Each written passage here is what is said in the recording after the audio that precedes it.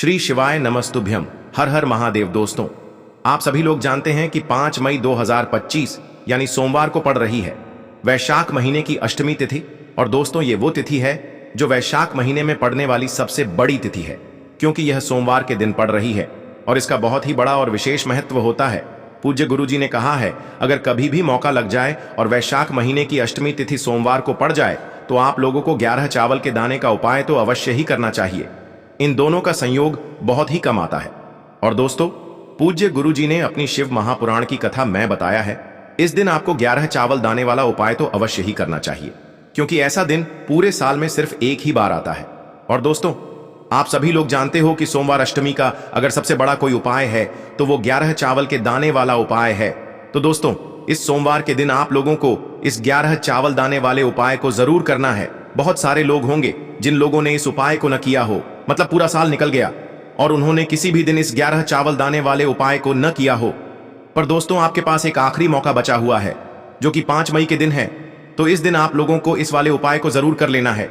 भले ही आपने पूरे साल भर इस उपाय को ना किया हो, पर अगर आपने इस वैशाख महीने के सोमवार अष्टमी के दिन अगर इस वाले उपाय को कर लिया तो आपको इस उपाय को करने का वो फल मिलेगा जिसकी आपने कभी कल्पना भी नहीं करी होगी। इसीलिए आप लोग इस वाले उपाय को एक बार जरूर कर लेना, ताकि आप लोगों के हाथ से यह मौका ना जा सके और आपको इस उपाय को करने का फल मिल सके। दोस्तों, यह उपाय पंडित जी ने अपनी अभी की ही शिव महापुराण की कथा में बताया है। जिस उपाय को आज हम आपको बहुत अच्छे से समझाने वाले हैं, इस वीडियो को देखने के बाद इस उपाय को समझने के लिए आपको कोई और वीडियो को देखने की जरूरत नहीं पड़ेगी।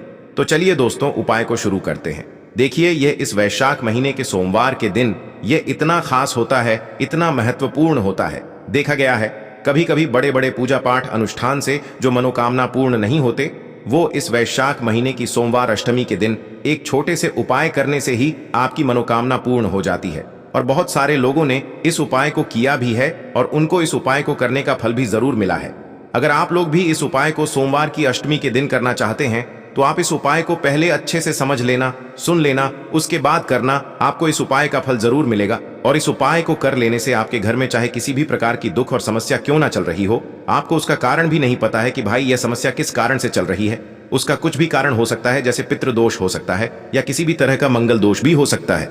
तो इस दिन आप लोगों को ये वाला उपाय कर लेना है। ये एक ऐसा उपाय है जिस उपाय को अगर किसी विशेष दिन पर किया जाए तो भाई उस विशेष दिन का जो है वह तो हमें मिलता ही मिलता है। पर हमने उस दिन पर इस उपाय को किया है तो हमें उससे भी बड़ा फल मिलता है, और फल बहुत जल्दी मिलता है, क्योंकि आप इस उपाय को बहुत ही बड़े और विशेष दिन पर कर रहे हो। तो चलिए अब उपाय के बारे में बात करते हैं, लेकिन उससे पहले आप लोगों को यह जानना आवश्यक है कि आखिर यह उपाय किस समय करना है, किसको करना है और कैसे करना है। तो चलिए हम आगे आपको वीडियो में एक एक करके बता देते हैं। लेकिन उससे पहले अगर आप लोग हमारे चैनल पर नए हैं तो हमारे चैनल को सब्सक्राइब कर लेना और इस वीडियो को लाइक करके कमेंट बॉक्स में श्री शिवाय नमस्तुभ्यम ओम नमः शिवाय जरूर टाइप कर देना। और अपने फायदे के लिए, गरीबी दूर करने के लिए इस वीडियो को पूरा देख कर जाना, तभी आपको लाभ की प्राप्ति होगी। यदि आज आपने वीडियो को बीच बीच में से देखा, काट काट कर देखा, तो आपको जीवन में कभी सफलता हासिल भी नहीं होगी। तो दोस्तों, इस 11 चावल के दाने वाले उपाय को हमें इस सोमवार अष्टमी के दिन कैसे करना है, किसको करना है, किस समय करना है और कहां पर करना है, ये सारे सवालों के जवाब आपको इस वीडियो में मिल जाएंगे। और जो ये वीडियो देखेगा भाई, उसको 11 चावल के दाने वाला उपाय जरूर करना चाहिए, क्योंकि इस दिन एक चावल के दाने का भी बहुत ही बड़ा और विशेष महत्व होता है। और जब बात आ जाए 11 चावल के दाने की, तो ये सोने पे सुहागा वाली बात हो जाती है और ये एक बहुत ही बड़ा उपाय हो जाता है इस सोमवार अष्टमी तिथि का। तो अब दोस्तों, इस 11 चावल के दाने वाले उपाय को आखिर करना किसको है, सबसे पहले हम लोग वो बात जान लेते हैं। तो देखो, घर की जो बड़ी माताएं बहनें होती हैं, उन माताओं बहनों में से कोई भी एक बड़ी माता बहन इस वाले उपाय को कर सकती है। और दोस्तों, अगर आप चाहें तो अपने घर में से सभी सदस्यों को भी इस उपाय को करवा सकते हैं। अगर किसी व्यक्ति की खुद की कोई मनोकामना है, खुद की कोई दुख और परेशानी है जो कि वह अपने लिए ही करना चाहता है इस वाले उपाय को, तो वह खुद अपने लिए भी कर सकता है। बाकी अगर कोई घर में से ऐसा है जो कि अपने पूरे घर परिवार की सुख और शांति के लिए ये वाला उपाय करना चाहता है, तो भाई वह भी कर सकता है, उसमें भी कोई दिक्कत वाली बात नहीं है। कहने का मतलब ये है कि इस उपाय को हर एक सदस्य भी कर सकता है, और पूरे घर परिवार के सदस्य के लिए घर की बड़ी माताओं बहनों में से कोई एक माता बहन भी कर सकती है। माताएं बहनें अगर घर में उपस्थित न हो या वो यह वाला उपाय न कर पा रही हो तो फिर घर का कोई बड़ा सदस्य भी इस 11 चावल के दाने वाले उपाय को कर सकता है, चाहे फिर वह पुरुष ही क्यों ना हो, उसमें कोई भी दिक्कत वाली बात नहीं है। अब दोस्तों, इस 11 चावल के दाने वाले उपाय को हमें करना कहां पर है? हमें इसे शिव जी के मंदिर में जाकर करना है। बहुत सारे लोग प्रश्न करते हैं हर एक उपाय को करते समय क्या हम इस उपाय को घर पर कर सकते हैं? तो इस वाले उपाय को आप घर पर नहीं कर सकते हो। इस वाले उपाय को करने के लिए आपको शिव जी के मंदिर ही जाना पड़ेगा। उसके बाद में दोस्तों जो अगला प्रश्न निकल कर आता है वो यह आता है इस उपाय को लेकर कि आखिर इस उपाय को हमें किस समय करना है, सुबह के समय करना है कि शाम के समय करना है? तो देखो, इस वाले उपाय को आप लोग सुबह के समय भी कर सकते हो और शाम के समय प्रदोष काल में भी कर सकते हो। अब अगर आप पूछो कि भाई सबसे उत्तम समय कौन सा रहेगा इस 11 चावल के दाने वाले उपाय को करने का, तो हम आपसे बस यही कहेंगे कि इस उपाय को आप सुबह के समय करेंगे तो ज्यादा बेहतर होगा। बाकी अगर प्रदोष काल शाम के समय भी करेंगे तो भी अच्छा होगा, उसमें कोई भी दिक्कत वाली बात नहीं है। तो अब दोस्तों जो अगली सबसे बड़ी और महत्वपूर्ण बात आती है वो यह आती है कि सुबह अगर हम उपाय को करेंगे तो हमें कितने बजे से लेकर कितने बजे तक के बीच में करना है, और शाम के समय प्रदोष काल में करेंगे तो हमें कितने बजे से लेकर कितने बजे के बीच में करना है। तो देखो, सुबह जितनी जल्दी हो सके आप उपाय को करने की कोशिश करना। बाकी अगर किसी कारणवश लेट भी हो जाओ, थोड़ी देर भी हो जाए, तो 10 या 11 बजे तक भी आप उपाय कर लेना, पर 12 बजे से ज्यादा देरी न हो, ठीक है? इस बात का ध्यान रखना। उसके बाद में दोस्तों अगर शाम के समय प्रदोष काल की बात करें, प्रदोष काल का जो समय होता है वो शाम के 6 बजे से शुरू हो जाता है। मतलब शाम के 6 बजे से लेकर 7 बजे के बीच का जो समय होता है ये समय प्रदोष काल का समय होता है। पर अभी जो मौसम चल रहा है इस मौसम में जो है शाम बहुत देरी से होती है, तो आप इस उपाय को 7 या 8 बजे के बीच में भी कर सकते हो। मतलब शाम के 6 बजे से रात 8 बजे के बीच में आप कभी भी इस वाले उपाय को कर सकते हो, उसमें कोई भी दिक्कत वाली बात नहीं है। अब दोस्तों यहां पर इस उपाय को लेकर एक और सबसे बड़ी बात यह निकल कर आती है कि इस 11 चावल के दानों को हमें लेना कहां से होता है, और हमें इस उपाय को करने के साथ में क्या और कुछ भी सामग्री ऐसी होती है जो शिव जी के मंदिर लेकर जानी पड़ती है।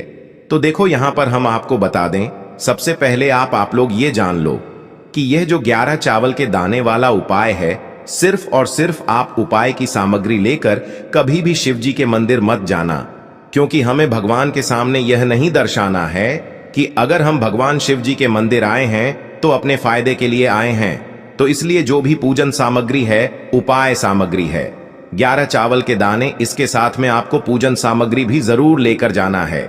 देखो अगर सुबह के समय उपाय कर रहे हो तो सीधी सी बात है, 1 लोटा जल तो आप लेकर जाओगे ही जाओगे। वही 1 लोटा जल अगर मिट्टी का जल हो तो बहुत अच्छा रहेगा।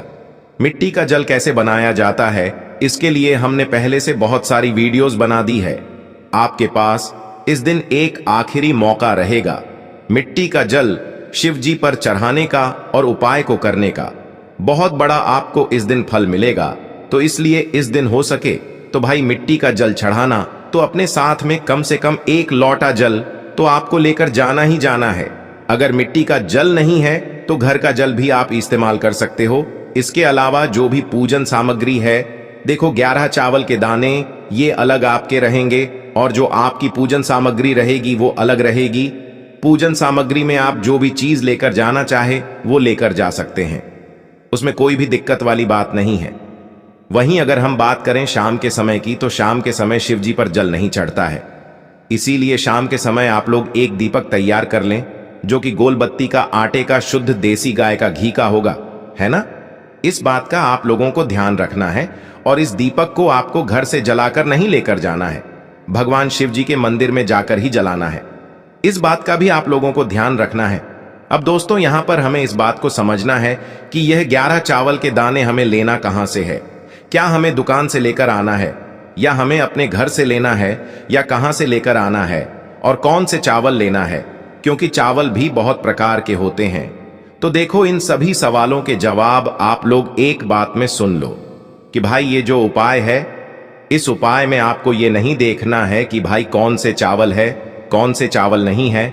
बस जो भी चावल ले रहे हो वो चावल का दाना सबूत होना चाहिए, मतलब साबुत होना चाहिए, टूटा हुआ नहीं होना चाहिए, कटा पिटा नहीं होना चाहिए। ये बात आपको ध्यान रखना है। बाकी आपका चावल बासमती हो या सादा चावल हो या कोई सा भी चावल हो, उसमें कोई भी दिक्कत वाली बात नहीं है। तो सीधी सी बात है कि आपके घर के रसोई घर में जहां पर आप भोजन बनाते हो, वहां पर जो भी चावल आपके उपस्थित हो, उन चावलों में से अपनी एक कटोरी भर लेना या एक मुट्ठी चावल अलग से निकाल कर रख लेना। क्योंकि हम 11 चावल ही यहाँ पर इस उपाय में लेने वाले हैं, तो हमें यह चावल के दाने गिनकर निकालने पर डढ़ेंगे। इस बात का आप लोगों को ध्यान रखना है।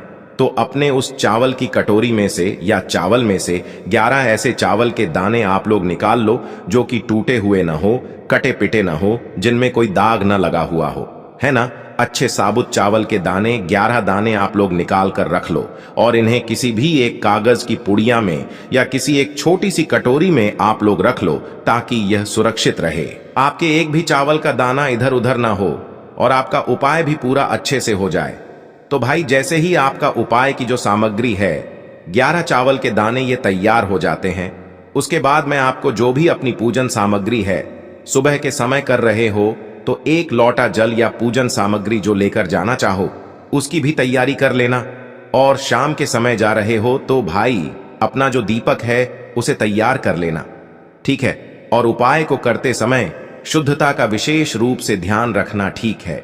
सुबह सुबह स्नान करने के बाद ही उपाय को करने की आप लोग तैयारी करना। उसके बाद अगर शाम के समय की बात करें तो शाम के समय आपको स्नान करने की जरूरत नहीं है, पर शुद्धता का ध्यान रखना है। आपको स्नान तो नहीं करेंगे, आप हाथ मुंह धोकर भी इस वाले उपाय को शाम के समय प्रदोष काल में कर सकते हैं। इसमें कोई दिक्कत वाली बात नहीं है। तो आप अपने उपाय की पूरी सामग्री तैयार करके आपके पास ही में जो आपका शिव मंदिर हो वहां पर पहुंच जाइए। सबसे पहले शिव मंदिर में जाकर आप लोगों को उपाय नहीं करना है, पहले भगवान के दर्शन करना है, भगवान से आशीर्वाद प्राप्त करना है, फिर शिव जी की शिवलिंग के पास में आना है। शिवलिंग के पास में आने के बाद आप जो पूजन सामग्री लेकर आए हुए हैं, जैसे कि सुबह गए हुए होंगे तो 1 लोटा जल और जो भी पूजन सामग्री लेकर आए हैं, आप उनसे भगवान शिव जी की पूजन कीजिए। सबसे पहले तो 1 लोटा जल ही चढ़ेगा, उसके बाद में आपकी पूजन सामग्री चढ़ेगी।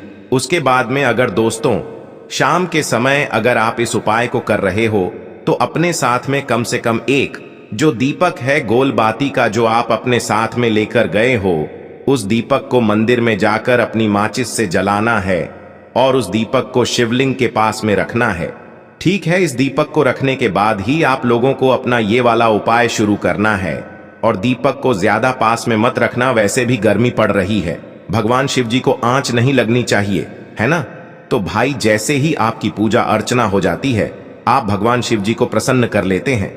उसके बाद में शिवलिंग के पास ही में आप कहीं पर बैठ जाइए, सामने या आसपास जिस जगह पर आपको बैठना हो वहां पर बैठ जाइए और अपने वह 11 चावल के दाने अपने सामने निकाल कर रख लीजिए। क्योंकि अब यहाँ पर उपाय को यहाँ पर करने की आपको तैयारी करना है। और इस तरीके से जब आप उपाय करेंगे, पूजन सामग्री करने के बाद, पूजन अर्चना करने के बाद, तो आपको उपाय का फल बहुत जल्दी और बहुत बढ़ा होकर मिलेगा। तो अपने 11 चावल के दाने अपने सामने निकाल कर रख लेना। और यह जो उपाय है यह आपकी सीधे हाथ की हथेली से होगा, इसलिए इस बात का भी विशेष रूप से ध्यान रखना है। तो सीधे हाथ की हथेली का प्रयोग करके ही आप लोग अपना इस वाले उपाय को करना। अपने सामने जो भी आपकी कागज की पुड्डियां है उसको खोल कर रख लो, या कटोरी है तो भाई उसे अपने सामने रख लो और अपने वह 11 चावल के दाने निकाल लो, ठीक है। उसके बाद में दोस्तों अब आपको क्या करना है कि शिवलिंग आपके सामने होगी, तो आपने वह 11 चावल के दाने एक एक करके आपको शिव जी के शिवलिंग के ऊपर चढ़ाना है। कहां पर चढ़ाना है? शिवलिंग के ऊपर चढ़ाना है और कहीं पर भी नहीं चढ़ाना है।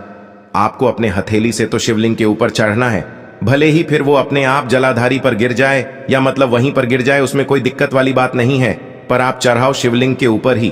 तो आपको क्या करना है, अपना पहला चावल का दाना उठाना है, श्री शिवाय नमस्तुभ्यम बोलना है और शिवलिंग पर चढ़ा देना है। इसी तरीके से दूसरा चावल का दाना उठा है, शिवलिंग पर चढ़ाना है और मंत्र बोल देना है। और फिर तीसरा चावल का दाना उठाना है, श्री शिवाय नमस्तुभ्यम बोलना है और चढ़ा देना है।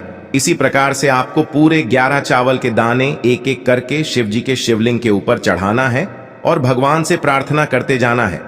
मतलब प्रार्थना तो आपको आखिरी में करना है, पर हर एक चावल के दाने को चढ़ाते समय श्री शिवाय नमस्तुभ्यम जरूर बोलना है। उसके बाद ही में यह चावल का दाना शिवलिंग के ऊपर आपको चढ़ाना है। जैसे ही आपके 11 चावल के दाने शिवलिंग के ऊपर चढ़ जाते हैं तो भाई उसके बाद में आपको क्या करना है, भगवान से अपनी मनोकामना बोलना है। मनोकामना भी कब बोलना है, जब आपका 11 चावल का दाना आपके सीधे हाथ की हथेली में हो और आप उसे चढ़ाने के लिए जा रहे हो। श्री शिवाय नमस्तुभ्यम बोलकर उस आखिरी चावल के दाने को शिवलिंग के ऊपर चढ़ा देना और भगवान से फिर अपनी वह मनोकामना बोल देना, जिस मनोकामना के लिए आप लोग अपना यह वाला उपाय कर रहे हो। जिस भी दुख और परेशानी के लिए आप लोग अपना यह वाला उपाय कर रहे हो, उसके बाद में जैसे ही आप अपनी मनोकामना बोल देते हो, आपका यह वाला उपाय पूरा हो जाता है। पर दोस्तों, उपाय को करने के बाद आप लोगों को 2 मिनट भगवान शिव जी के मंत्र का जाप जरूर करना है। और मंत्र का जाप करने के बाद भगवान से एक और बार प्रार्थना करना है अपनी मनोकामना के लिए या अपनी जो भी दुख और परेशानी है उसके लिए। इसके बाद में आप लोग भगवान को देखकर, भगवान से प्रार्थना करके, उनसे आशीर्वाद लेकर वहां से उठ सकते हैं और अपने घर पर जा सकते हैं। बस दोस्तों, यहां पर यह वाला उपाय पूरा हो जाता है। इस तरीके से जो भी व्यक्ति छोटी छोटी चीजों का ध्यान रखते हुए इस 11 चावल के दाने वाले उपाय को करेगा, निश्चित सी बात है उसे उसकी मनोकामना जल्द ही पूर्ण होगी और जो भी दुख और परेशानी है वो भी बहुत ही जल्दी दूर होंगे। और दोस्तों, अगर आपको हमारी ये वीडियो पसंद आई हो तो हमारे इस वीडियो को लाइक और चैनल को सब्सक्राइब जरूर करें। हर हर महादेव, ओम नमः शिवाय। देखो, इस उपाय के लिए आपको लेना है एक गोल बाती का दीपक। आप चाहें तो मिट्टी का ले सकते हैं या फिर घर से शुद्ध आटा मढ़कर उसका दीपक आप तैयार कर सकते हैं। इसके बाद आपको लेना है शुद्ध गाय का घी। अगर वो नहीं है तो कोई भी देसी घी इस्तेमाल कर सकते हैं, जिससे आपको दीपक प्रज्वलित करना है। देखो, अब ये सब सामग्री लेकर आपको जाना है प्रदोष काल में आपके घर पर तुलसी जी के घेरे के पास में। देखो, ये उपाय तो आपको अवश्य करना है।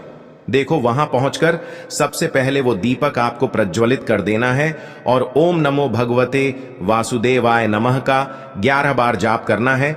उसके बाद आपको अपने सीधे हाथ में थोड़ी हल्दी लेकर उस दीपक में अपना नाम और गोत्र बोलते हुए डाल देना है। उसके बाद माता लक्ष्मी से आपको प्रार्थना करना है कि हे महालक्ष्मी, हमारी सभी दुख तकलीफों को दूर करो। हे महादेव, हमारे सब दुख कष्टों को खत्म करो। इस भावना से आपको ये उपाय करना है।